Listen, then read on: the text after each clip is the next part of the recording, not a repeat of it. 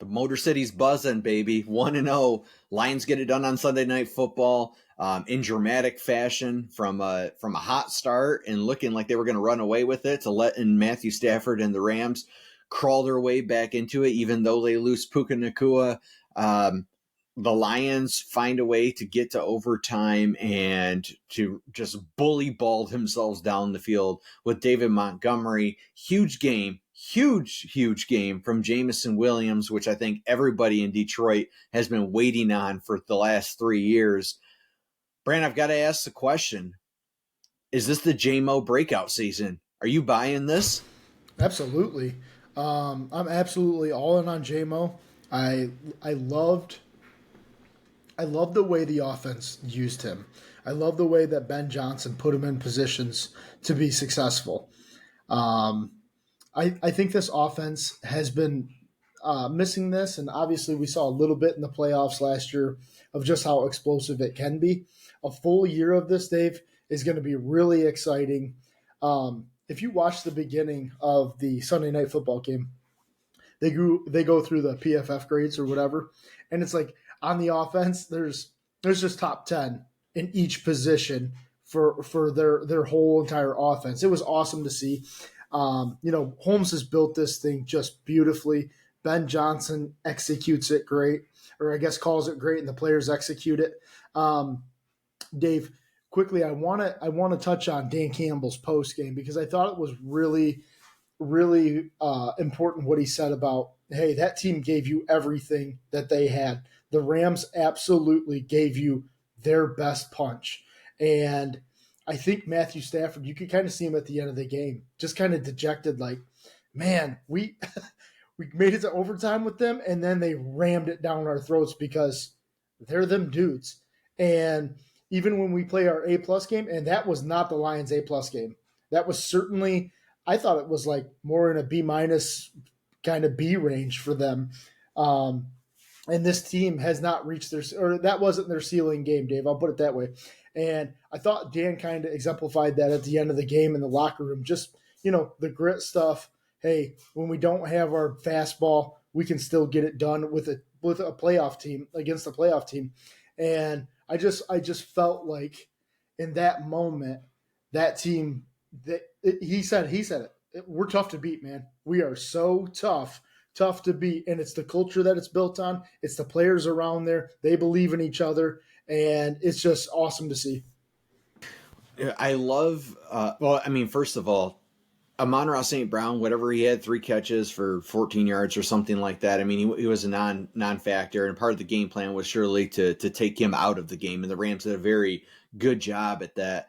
Sam Laporta, he had some catches, but did not have a significant game. The fact that Jameson Williams can give you that when those two are not significant factors is incredibly promising.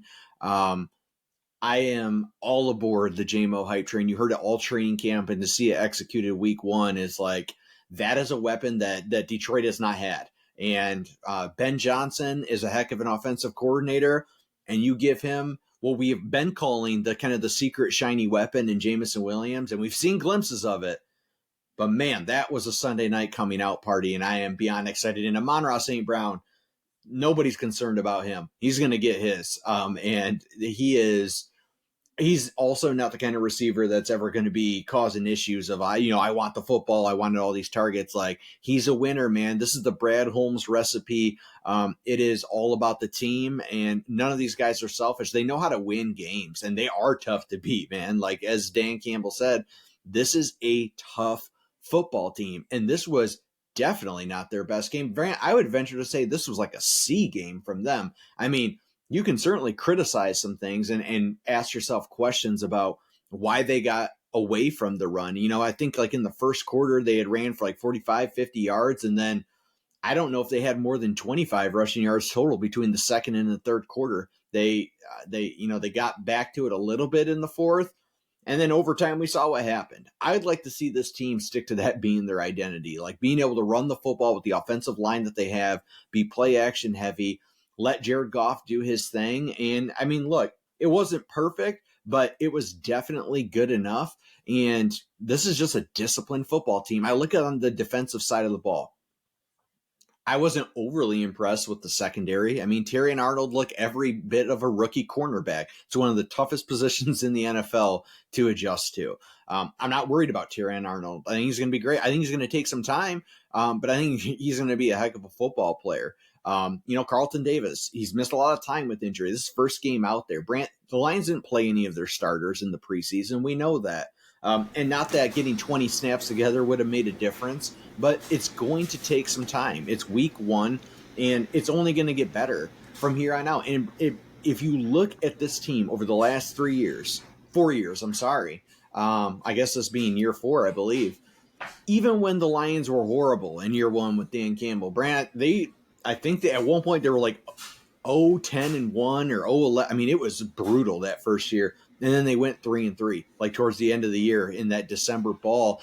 And that's a credit to coaching. And I remember talking about it at that time was you got to have a heck of a coach to keep the locker room together and just continue to get better that time of year. And we're seeing the worst version of the Lions right now.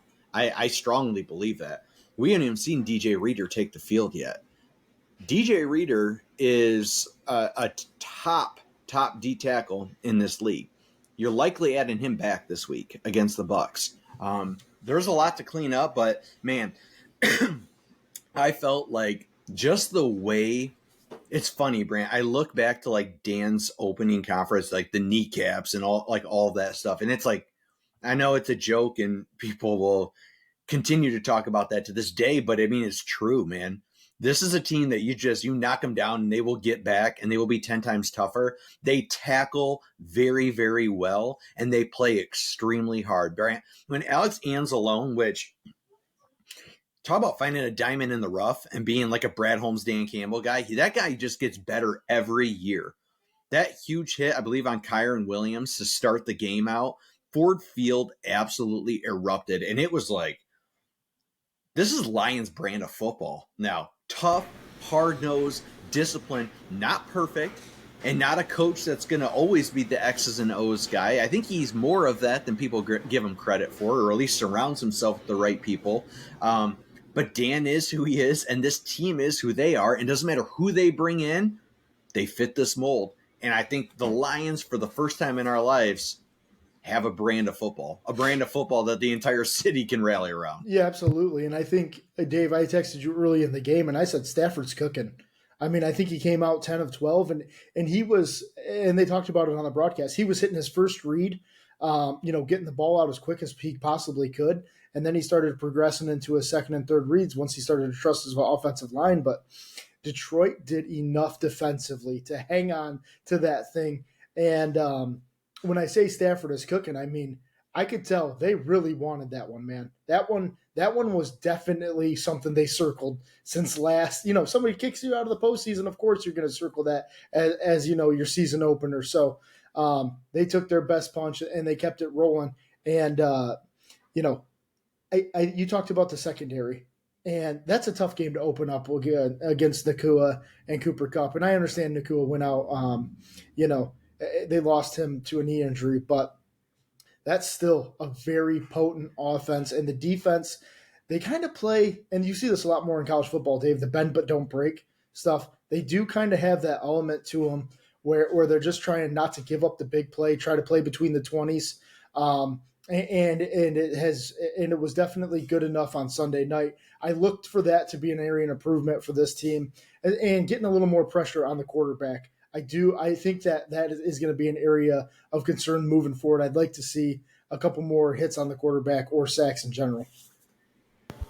Yep, I definitely agree with that. And look, I mean, now you bring the Bucs into town, and what a cool way to start the season, right? Another team you knocked out. Right. The Rams and Bucs, the two teams that you knock out of the playoffs. The schedule we know it's not getting any easier. I mean, it's going to be hard to get wins. And that was a huge one because that at a good chunk of that game in the fourth quarter, I'm like, this isn't looking good. And they converted the third down there with like 3 minutes to go. And the Rams had the ball up 3. And I'm like, I don't love this, but man, they found a way to get it done. How about Jake Bates, man, kicking under pressure? And I would love to see, as we start shifting into this coming weekend, I think that this offense is going to get more in rhythm, and I think it's going to look more of, what we've been used to.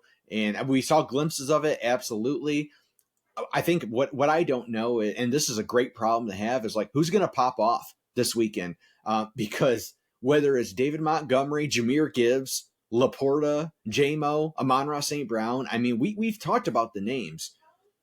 Jamo's been the missing piece. He's the one guy that we're like, if he can put it together, Brand, it looks like he put it together. I think that this team has the potential to be scary good if this defense can get healthy, stay healthy, and continue to grow, because they are young. I mean, you're talking with some first year guys, second year guys you're counting on, third year guys, and will Aiden Hutchinson make that big leap? We think so. We hope so, but man, they got the potential to be scary good. Any final thoughts, Brant, as they head in to host the Bucs this weekend?